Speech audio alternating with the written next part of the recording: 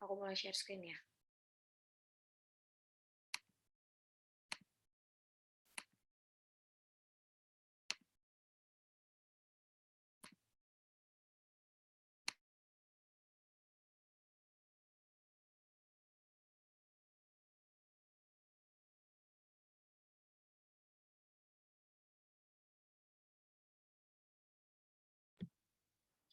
Assalamualaikum warahmatullahi wabarakatuh. Shalom, Om Swastiastu, Namo Buddhaya, salam kebajikan untuk kita semua. Perkenalkan, saya Fetria yang akan menemani teman-teman sebagai moderator selama beberapa waktu ke depan.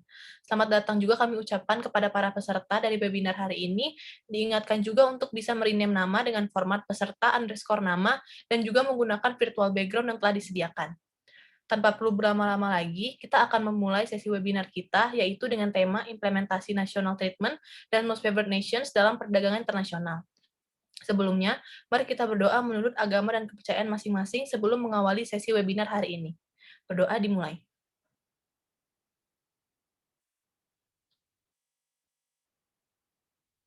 Berdoa dicukupkan. Telah hadir juga di antara kita, yaitu kedua narasumber kita, Teh Arli dan Teh Akila. Baik, sesuai dengan rundown yang telah diberikan, maka mari kita mulai berkenalan dengan Teh Arli terlebih dahulu. Izinkan saya memaparkan mengenai CV singkat dari Teh Arli, yaitu dengan nama lengkap Arli Putri Salsa Aura atau yang biasa disapa Arli. Teh Arli merupakan mahasiswa Fakultas Hukum Universitas Padjadjaran angkatan 2019 yang sekarang menjabat sebagai Kepala Departemen Hubungan Antar Alumni BEM Heva Unpad yang sebelumnya juga sempat menjabat sebagai staf dari Divisi Fund and Get Alsa LC Unpad. Untuk yang selanjutnya yaitu pembacaan CV dari narasumber kita yang kedua yaitu Teh Akila. Akila Fadia Haya atau yang juga dipanggil dengan Akila merupakan mahasiswa Fakultas Hukum Universitas Padjadjaran angkatan 2019 yang sekarang menjabat sebagai Kabiro Keuangan BEM Heva Unpad yang juga memiliki pengalaman sebagai CEO founder dari Saku Kita. Untuk selanjutnya adalah pemaparan materi dari Teh Arli. Baik, kepada Teh Arli, waktu dan layar dipersilahkan. Baik, terima kasih kepada kakak moderator, Kak Fetria. Boleh di next slide? Oke, yang pertama di sini saya akan menjelaskan tentang sejarah prinsip national treatment. Berlakunya prinsip national treatment dalam WTO dilatar belakangi oleh sejarah lahirnya WTO itu sendiri. WTO dibentuk dari General Agreement on Tariff and Trade berdasarkan Marrakesh Agreement Establishing the World Trade Organization tahun 1994 yang dibuat di dalam putaran Uruguay atau biasa disebut dengan Uruguay Round. Prinsip national treatment juga diterapkan oleh WTO sebagaimana telah diterapkan dalam GATT. Prinsip ini menjadi salah satu prinsip sentral dalam WTO karena tercantum hampir di semua bidang inti perjanjian WTO tersebut. Boleh di next slide. Yang kedua ada sejarah prinsip Most Favored Nation. Prinsip Most Favored Nation tertuang dalam pasal 1 GATT yang dibentuk pada putaran Uruguay tahun 1986 sampai 1993. Prinsip ini lahir untuk mengupayakan keterbukaan batas wilayah, memberikan jaminan atas Most Favored Nation Principle.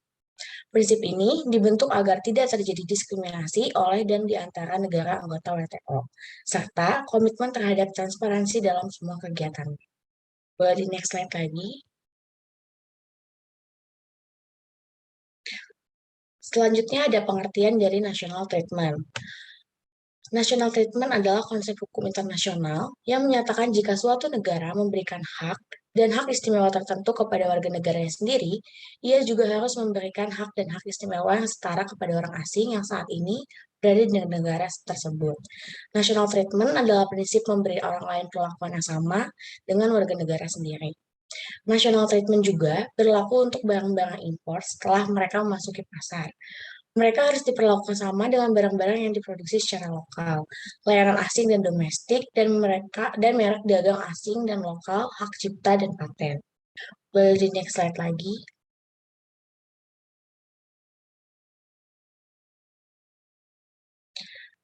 Oke, yang kedua ada pengertian dari Most Favored Nation. Perjanjian perdagangan dua negara yang memuat klausul Most Favored Nation di mana semua pihak sepakat setiap konsesi perdagangan yang diberikan ke mitra dagang akan diterapkan ke pihak lain dalam perjanjian tersebut. Hal ini lebih menguntungkan tidak akan diberikan kepada negara lain tanpa memberikan konsesi yang sama kepada mitra perjanjian lainnya. Klausul MFN terkadang juga tercantum dalam tax treaty. Klausul ini biasanya memiliki efek mewajibkan negara tax treaty memberi manfaat pajak serupa ke negara lain, misalnya melalui perjanjian bilateral.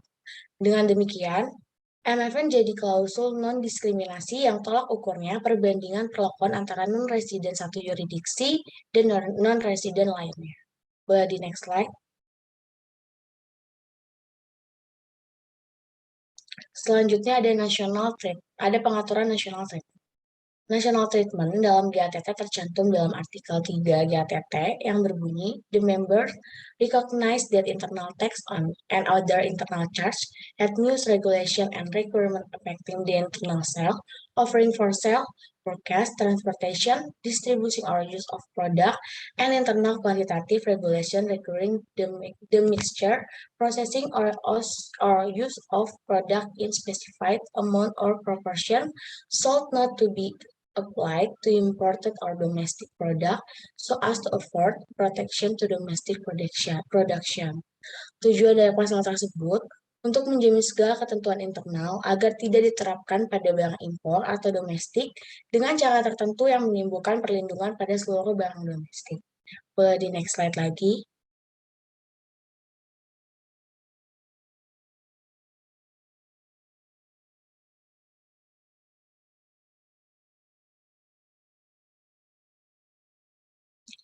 Baik, dalam GATT, konsentrasi national treatment yang hanya berkisar pada konsep like product atau barang sejenis, sebagaimana pada artikel 2 di dua kalimat pertama, barang yang dianggap serupa ketika ada hubungan kompetitif antara barang impor dan domestik, konsep like product atau barang sejenis pada artikel 3 ayat 4 GATT lebih luas dari artikel 3 di dua kalimat pertama. Pengaturannya tidak hanya di lingkup pajak internal, namun juga regulasi internasional. Dalam rangka pajak internal, diterapkan barang yang secara langsung bersaing dalam satu pasar atau barang substitusi. Boleh di next slide lagi.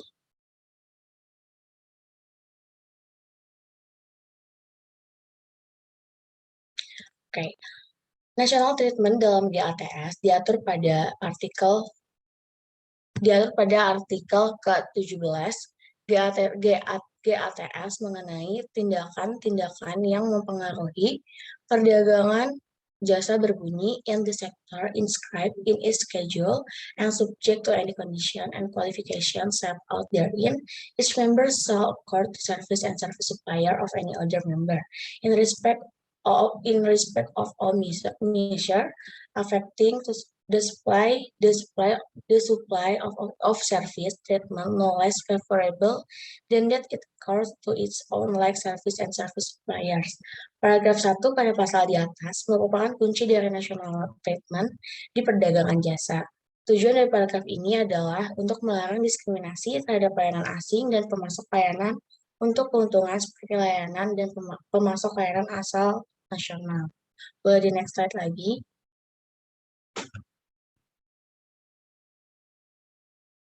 Selanjutnya ada unsur-unsur artikel ke-17 GATS. Yang pertama, ada national treatment tidak dapat diterapkan pada sektor jasa yang tidak tercakup dalam jadwal layanan anggota. Yang kedua, sektor-sektor yang tertulis dalam jadwal layanan masing-masing anggota national treatment belum tentu atau sepenuhnya dapat diterapkan. Yang ketiga, penerima manfaat national treatment adalah service and service suppliers. Yang keempat, tindakan yang berkaitan dengan national treatment adalah all measure affecting the supply of service. Yang kelima, mitra domestik yang sebanding dengan penerima manfaat national treatment adalah like service and service supplier milik anggota itu sendiri. Boleh di next slide lagi.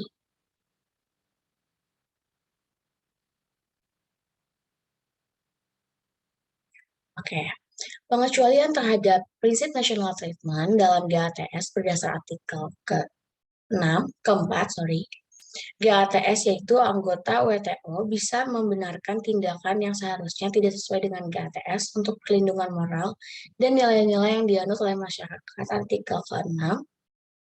Artikel keempat, bagian A, melindungi kehidupan dan kesehatan manusia, binatang, serta tumbuhan. Artikel ke-14 yang bagian B, dan untuk menjaga kesesuaian dengan peraturan nasional seperti peraturan kepabeanan atau hak kekayaan intelektual, di mana aturan tersebut pada hakikatnya tidak bertentangan dengan aturan GATS dalam artikel 14 bagian C. Boleh di next slide.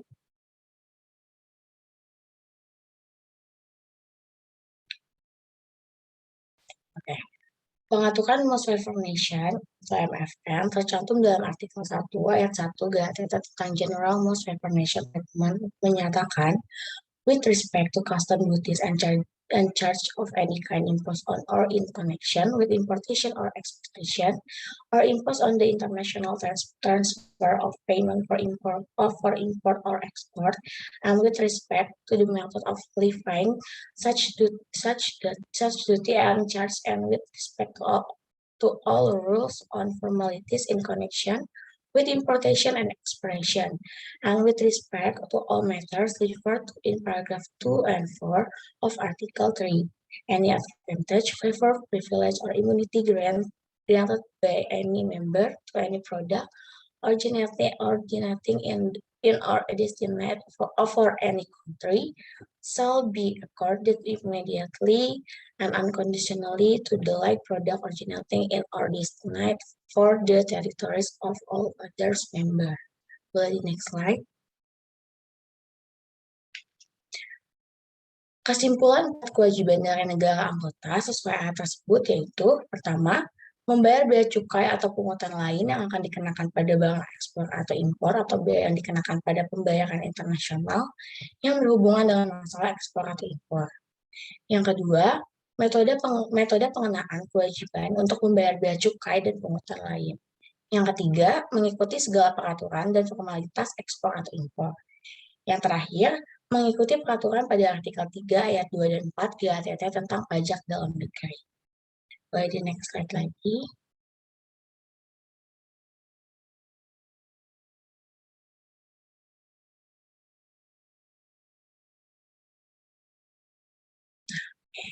Peraturan lainnya mengenai MFN non-diskriminasi atau sejenis MFN pada GATT terdapat pada artikel 3 ayat 7, peraturan kuantitatif internal, lalu artikel 5, kebebasan transit, lalu ada artikel 9, ayat 1, persyaratan asal barang, lalu ada artikel ke-13, hambatan kuantitatif yang bersifat non-diskriminatif, lalu ada artikel ke-17 mengenai perusahaan dagang milik negara atau state trading enterprise.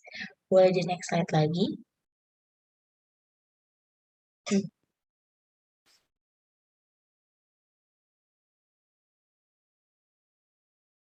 Oke, yang terakhir ada pengecualian prinsip MFN dalam peraturan GATT tahun 1994.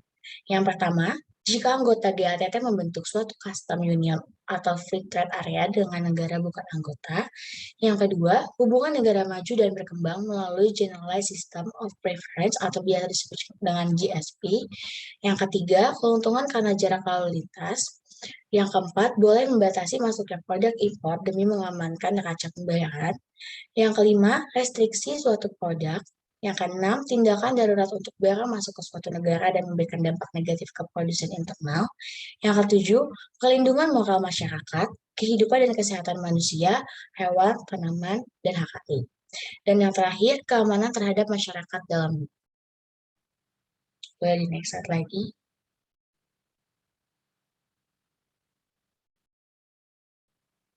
Baik, mungkin sekian.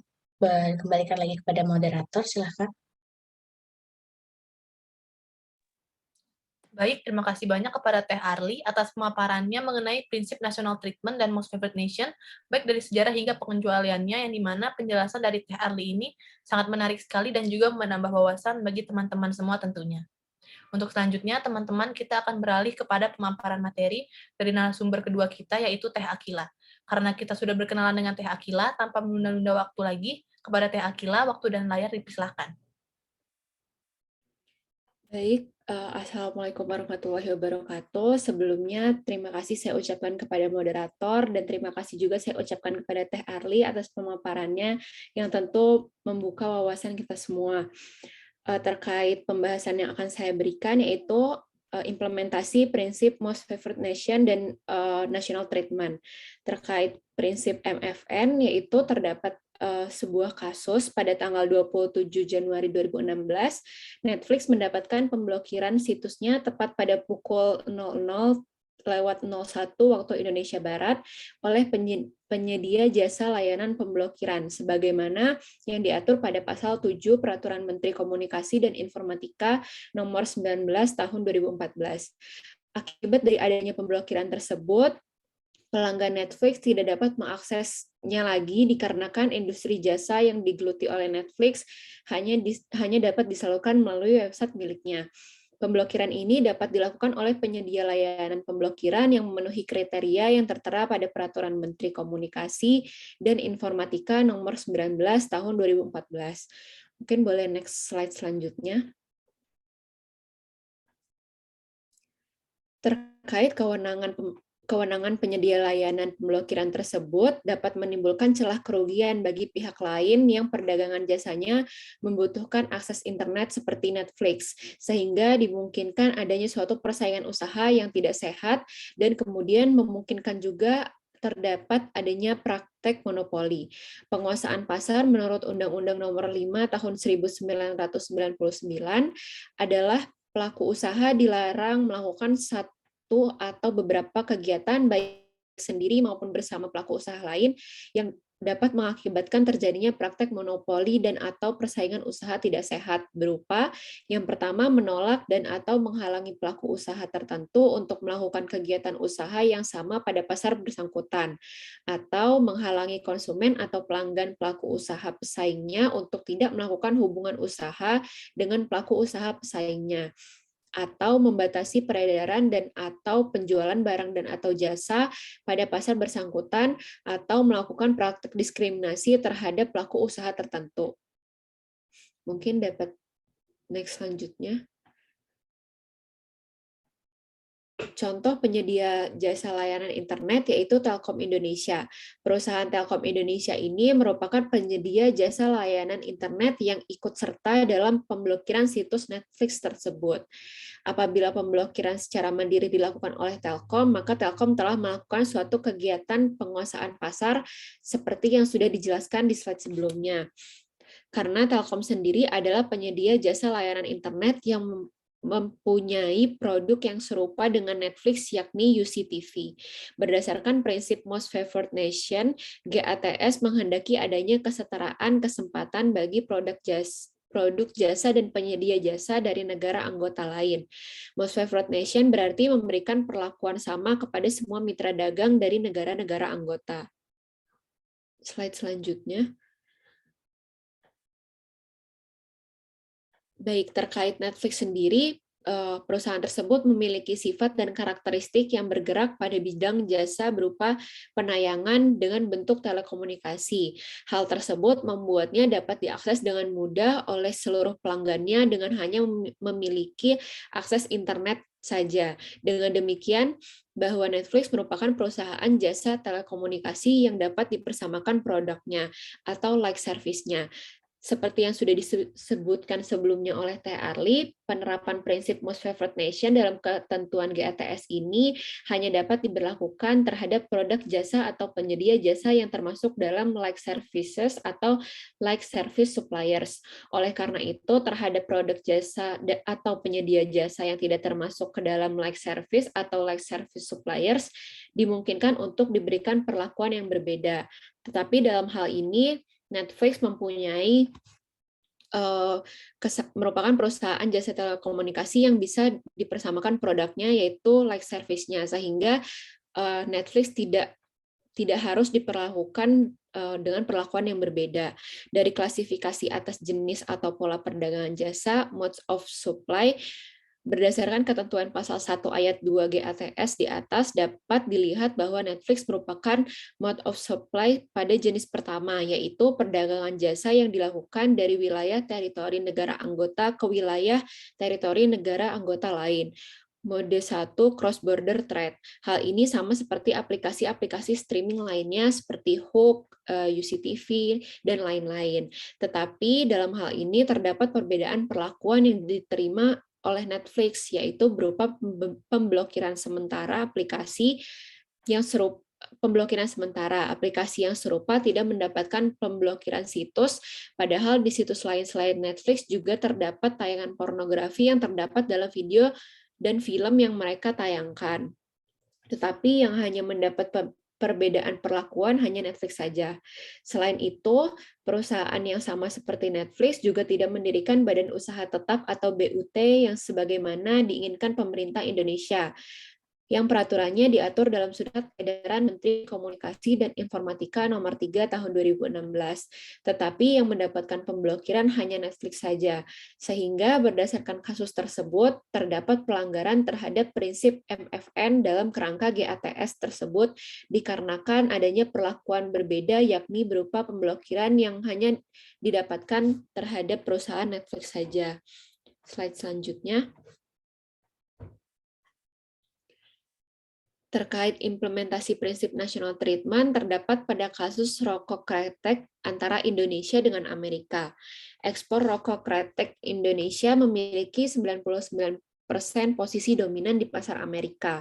Ketika Amerika memberlakukan The Family Smoking Prevention and Tobacco Control Act pada tahun 2009, hal ini memberikan dampak yang sangat besar terhadap rokok kretek Indonesia, karena dalam undang-undang tersebut terdapat larangan produksi dan penjualan rokok beraroma termasuk rokok kretek, namun mengecualikan rokok mentol, dengan tujuan mengurangi peraturan dalam undang-undang tersebut memiliki tujuan untuk mengurangi perokok di dunia. Penerapan aturan tersebut membuat Indonesia kehilangan potensi pendapatan sekitar 200 juta dolar Amerika Serikat per tahun, mulai dari ekspor rokok kretek sejak tahun 2009. Pada 7 April tahun 2010, Indonesia meminta forum konsultasi dengan pemerintah Amerika. Rokok Indonesia diperlakukan tidak adil dengan adanya pasal 907 yang melarang antara lain produksi atau penjualan di Amerika rokok yang mengandung aditif tertentu, termasuk cengkeh, tetapi terus mengizinkan produksi dengan penjualan lainnya rokok termasuk mengandung mentol. Mungkin slide selanjutnya.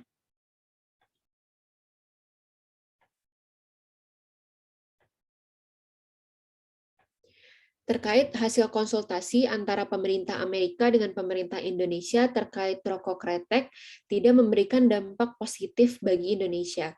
Perlakuan yang berbeda dalam perdagangan atas barang yang sejenis dapat menimbulkan ketidakadilan. Hal ini tentunya tidak sejalan dengan prinsip yang disepakati oleh negara-negara anggota WTO. Menurut prinsip national treatment, produk dari suatu negara yang diimpor ke dalam negara harus diperlakukan sama seperti produk dalam negeri. Prinsip ini terhadap perundang-undangan, pengaturan, dan prinsip ini berlaku terhadap peraturan perundang-undangan, pengaturan, dan persyaratan-persyaratan hukum yang mempengaruhi penjualan, pembelian, pengangkutan, distribusi, atau penggunaan produk-produk di pasar dalam negeri. Sehingga keputusan Amerika Serikat melarang rokok kretek untuk disebarluaskan menurut pihak Indonesia telah melanggar ketentuan WTO soal diskriminasi. Di sisi lain, rokok sejenis seperti rokok mentol diperbolehkan beredar. Padahal Indonesia menilai kedua jenis rokok tersebut merupakan rokok yang berada dalam kategori yang sama. Oleh karena itu, keputusan Amerika Serikat tersebut telah melanggar prinsip national treatment. Slide selanjutnya. Terdapat implikasi prinsip national treatment dan most favored nation di Indonesia. Terdapat dua implikasi, yaitu ada implikasi positif dan implikasi negatifnya. Implikasi positif yaitu Yang pertama, persamaan dan pemerataan kebebasan. Dalam hal ini, pihak eksportir Indonesia dapat dengan leluasa memasarkan produknya di luar negeri tanpa adanya faktor yang memberatkan. Faktor yang memberatkan itu contohnya seperti adanya pajak yang berlebihan atau syarat-syarat teknis yang bersifat protektif. Begitupun dengan negara sebaliknya, apabila terdapat negara yang melakukan import barang, itu mereka juga dapat leluasa memasarkan produknya. Yang kedua, terdapat implikasi positif yaitu deregulasi dan birokratisasi transaksi perdagangan. Dalam hal ini, terbukanya sistem transaksi perdagangan suatu negara melalui deregulasi dan debirokrasi, sehingga setiap negara akan memiliki kesempatan yang lebih besar dalam memasarkan produknya, dan tidak perlu khawatir lagi dengan adanya birokrasi atau peraturan yang berbelit-belit ataupun yang saling tumpang tindih. Yang ketiga, terbukanya blok-blok perdagangan Indonesia, seperti MEE, ASEAN, ataupun NAFTA akan membuka keeksklusifannya dan bekerja sama lebih luas dalam melakukan transaksi perdagangan internasional. Dan implikasi positif yang terakhir yaitu peningkatan pilihan atau alternatif bagi masyarakat sebagai konsumen. Dalam hal ini, terbukanya segala akses produk membuat masyarakat akan memiliki suatu hasil produk yang benar-benar berkualitas yang sesuai dengan daya beli masyarakat itu sendiri. Tetapi terdapat juga implikasi negatif dari national treatment dan most favored nation di Indonesia, yaitu adanya kekuatan negara yang tidak merata. Dalam hal ini akan menimbulkan jurang perbedaan yang besar di antara negara-negara kuat dan negara-negara yang lemah, sehingga transaksi perdagangan internasional akan lebih banyak dipengaruhi oleh keinginan dan kepentingan negara-negara maju dengan segala kelebihan yang dimiliki oleh negara maju. Implikasi negatif selanjutnya yaitu perluasan perjanjian yang merugikan, menyebabkan negara-negara berkembang termasuk Indonesia di dalamnya harus mematuhi substansi perjanjian yang pada gilirannya berujung pada perlakuan yang sama tanpa memperdulikan lemah atau kuatnya negara tersebut dalam struktur ekonomi di dunia. Dan implikasi negatif yang terakhir yaitu terdapat tendensi ketergantungan dalam transaksi perdagangan. Dalam hal ini, negara yang kuat akan semakin menunjukkan eksistensinya dengan menekan setiap kebijakan negara-negara berkembang yang dianggap merugikan serta menghambat kepentingan. Mungkin slide selanjutnya. Baik, dalam hal ini terdapat sumber-sumber yang saya dan Teh Arli jadikan acuan untuk materi yang kami berikan. Mungkin sekian pemaparan materi dari saya. Terima kasih atas perhatiannya. Wassalamualaikum warahmatullahi wabarakatuh. Saya kembalikan kepada Kak Moderator.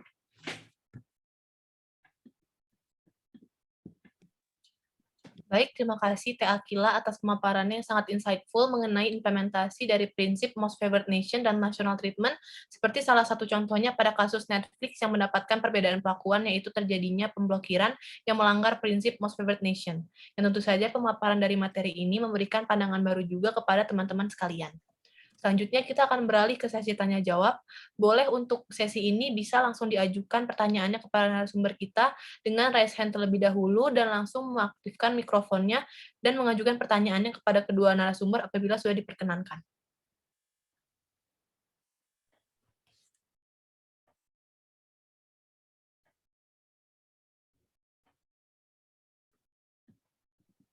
Baik, untuk Disa Akila dipersilakan untuk mengajukan pertanyaannya. Oke, baik. Sebelumnya saya ingin berterima kasih kepada Teh Akila dan Teh Ahli atas pemaparannya dan juga kepada moderator atas kesempatan untuk bertanya. Sebelumnya saya mau izin share screen terhadap pertanyaan yang akan saya ajukan. Apakah diperkenankan? Silakan. Oke.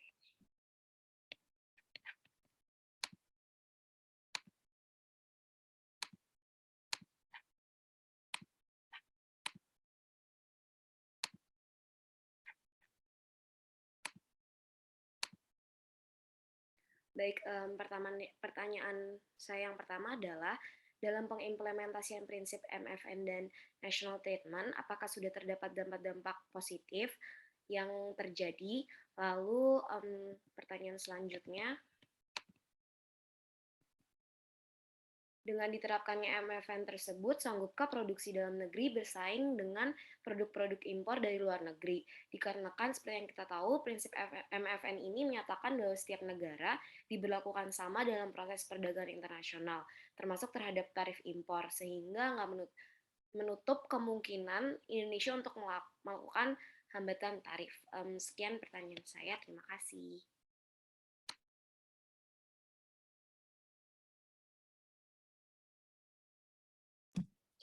Baik, untuk selanjutnya apabila para peserta masih memiliki pertanyaan kepada narasumber kita, maka bisa untuk langsung raise hand.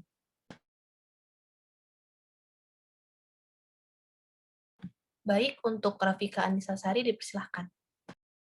Baik, terima kasih atas kesempatannya, moderator, dan terima kasih juga untuk pemaparan materinya Teh Arli dan Teh Akila. Untuk selanjutnya juga sama ya seperti penanggap pertama, apakah saya boleh share screen juga untuk mengajukan pertanyaannya? Dipersilahkan. Baik, terima kasih. Saya izin share screen ya. Apakah sudah terlihat? Sudah. Baik, ini pertanyaan saya ajukan untuk narasumber pertama dan kedua. Pertama adalah seperti yang kita ketahui, pengaturan tenaga kerja asing merupakan topik yang menjadi perbincangan publik dalam berbagai aspek.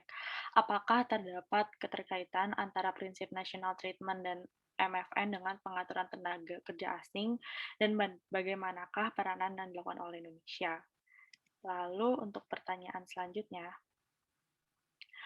apakah boleh suatu negara mengesampingkan penerapan prinsip MFN di dalam negaranya? Mungkin cukup sekian pertanyaan yang dapat saya berikan. Terima kasih. Baik, terima kasih kepada Disa Akila dan juga Rafika Anisasari yang telah memberikan pertanyaannya kepada narasumber. Untuk para narasumber dipersilahkan untuk menjawab pertanyaan yang telah diberikan.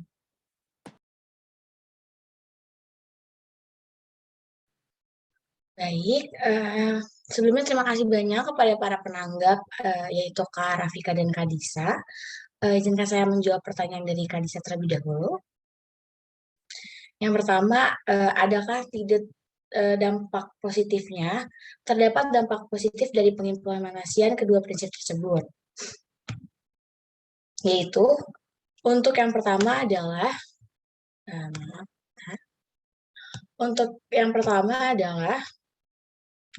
persamaan dan pemerataan kebebasan, yang dimana setiap negara akan memiliki kebebasan yang sama dalam melakukan kegiatan transaksi perdagangan. Lalu ada terbukanya sistem transaksi perdagangan.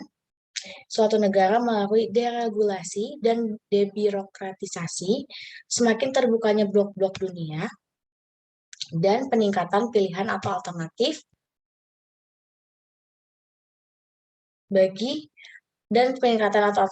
bagi masyarakat sebagai konsumen. Yang pertama itu, lalu tadi ada juga pertanyaan mengenai tenaga kerja asing yang diajukan oleh Kak Rafika sebagai anggota WTO yang telah meratifikasi GATT, tentu Indonesia terikat dengan konsepsi bahwa adanya larangan diskriminasi terhadap penggunaan tenaga kerja asing. Namun, di sisi lain, Indonesia juga terikat dengan kepentingan nasional sebagai amanah konstitusi, yakni melindungi segenap bangsa Indonesia dan kepentingannya. Maka, dalam satu sisi, secara hukum Indonesia harus menghapus segala bentuk diskriminasi, sedangkan di sisi lain Indonesia harus melindungi kepentingan nasional. Mungkin sekian jawaban dari saya, dilanjutkan oleh Teh Akila. Terima kasih, Kakak Moderator.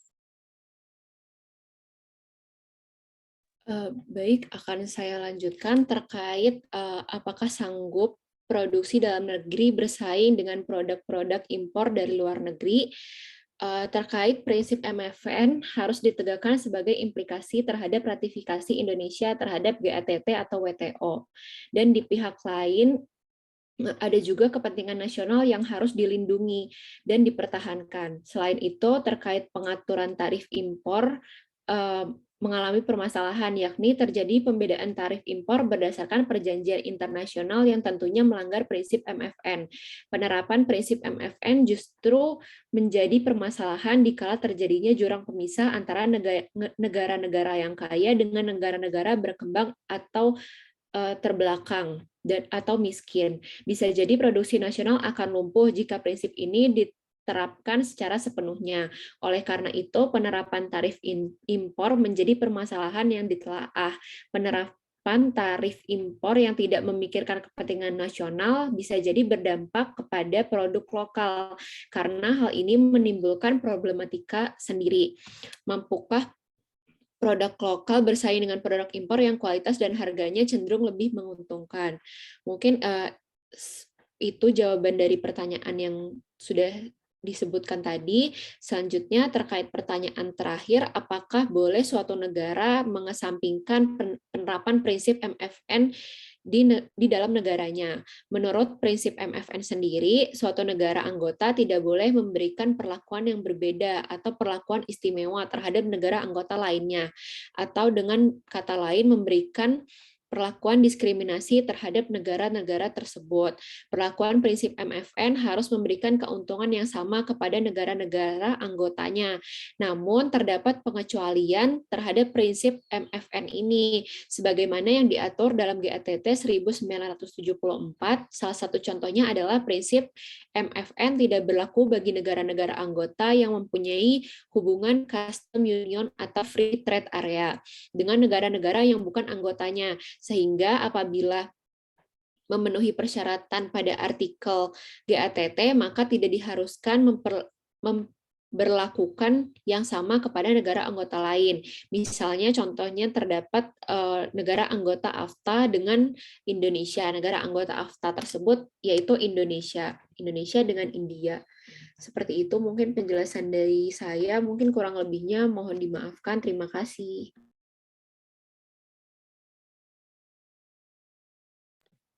Baik, kita cukupkan sesi Q&A untuk sesi webinar kali ini. Sekali lagi terima kasih kepada Teh Arli dan juga Teh Akila yang telah memaparkan materi dan juga memberikan jawabannya terkait dari pertanyaan yang telah diberikan, dan juga terima kasih kepada para penanggap yang telah mengajukan pertanyaannya kepada para narasumber.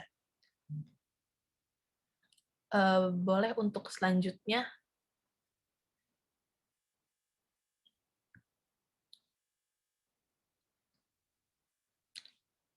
Baik, untuk selanjutnya akan dilanjutkan dengan sesi foto untuk penyerahan sertifikat disertai sepatah dua patah kata dari kedua narasumber. Untuk narasumber pertama yaitu Teh Arli, dipersilahkan.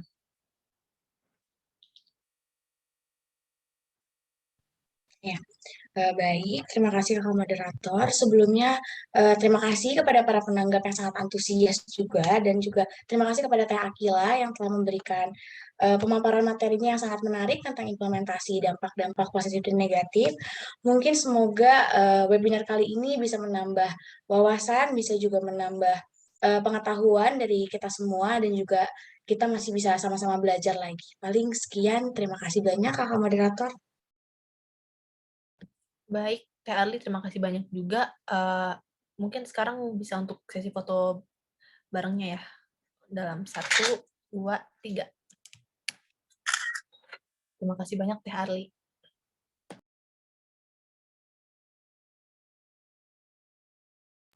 Baik, untuk selanjutnya, untuk narasumber kedua yaitu Teh Akila, dipersilahkan.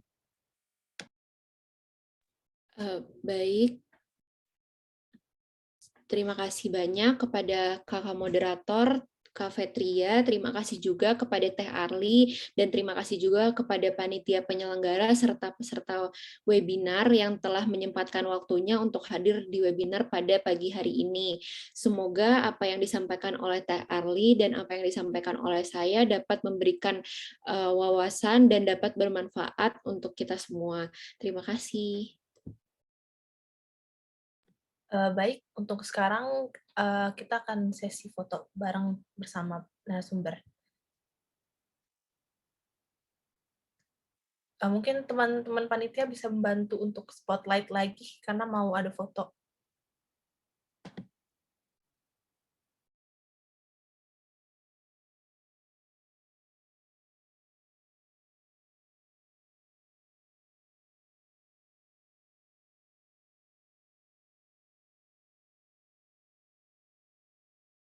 Boleh di slide selanjutnya untuk sertifikat. Oke. Baik, untuk Teh Akila, 1, 2, 3. Terima kasih banyak Teh Akila.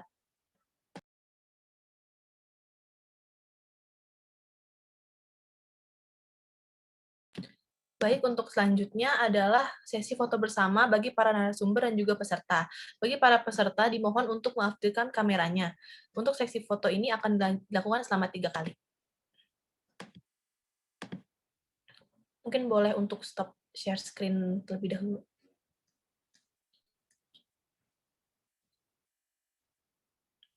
Baik, sesi foto ini akan dilakukan dalam 3 kali. Untuk teman-teman dan juga peserta bisa untuk mengaktifkan kameranya. Boleh dimulai dari sekarang. Yang pertama, 1, 2, 3. Untuk yang kedua, 1, 2, 3. Untuk yang terakhir, 1, 2, 3. Baik, terima kasih untuk para peserta.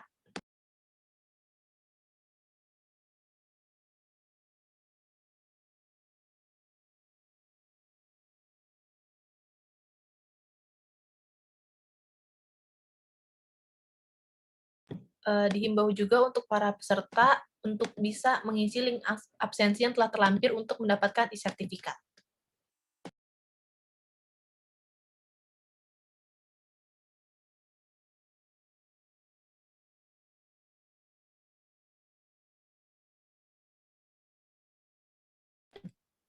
Baik, karena sesi pemaparan materi dan juga Q&A ini telah berakhir, saya mengucapkan terima kasih banyak kepada Teh Arli dan juga Teh Akila atas pemaparan materi dan juga ilmu yang telah diberikan selama sesi webinar ini berlangsung. Terima kasih juga saya sampaikan kepada para peserta webinar kali ini yang telah aktif berpartisipasi dengan mengajukan pertanyaan-pertanyaan yang semakin menambah wawasan kita semua. Menutup sesi webinar ini, mohon maaf apabila ada salah-salah kata. Saya Fetria selaku moderator hari ini pamit izin untuk undur diri. Wassalamualaikum warahmatullahi wabarakatuh. Shalom, Om Santi Santi Om, Namo Buddhaya.